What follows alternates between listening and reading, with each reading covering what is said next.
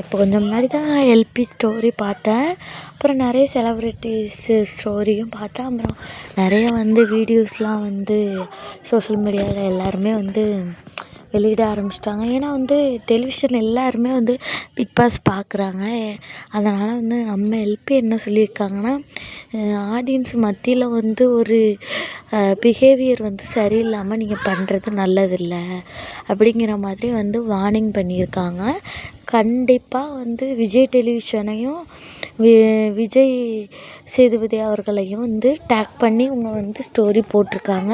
இந்த 2 பேருமே கண்டிப்பாக இதை பார்த்து 2 பேருக்குமே பாருவுக்கும் கமருதீக்கும் கண்டிப்பாக ரெட் கார்டு கொடுக்கணும் அப்படின்னு சொல்லிட்டு எல்பியே பொங்கி எழுந்துட்டாங்க. பொங்கிலும் மனோகரா அப்படிங்கிற மாதிரி தான் பொங்கி எழுந்துட்டாங்க. ஏன்னா பண்ணுறது எதுவுமே சரியில்லை. எத்தனை ஃபேமிலி இதை பார்ப்பாங்க. இப்படி பண்ணும்போது அப்படியே என்ன சொல்கிறது, கூட நடித்தவங்களாம் இருந்தாலும் இப்படி பண்ணும்போது கஷ்டமாக தானே இருக்கும். அதனால தான் அப்புறம் கங்கா கேரக்டரில் நடிக்கிறாங்களே தரு, அவங்க கூட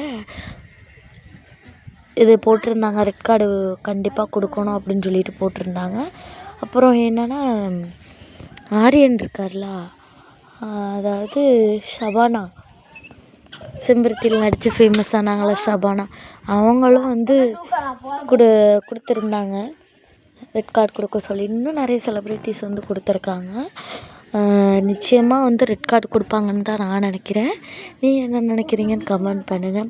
இதை பார்க்கும்போது ரொம்ப பெருமையாக இருக்குது. ஏன்னா எல்பி ஒரு நியாயமாக கரெக்டாக இருக்கிறாங்க. அப்படிங்கும்போது நல்லா இருக்குது. பார்ப்போம் என்ன நடக்குதுன்னு. இதேமாதிரி அப்டேட்ஸ்க்கு நம்ம சேனலை சப்ஸ்கிரைப் பண்ணி வச்சுக்கோங்க. பாய்.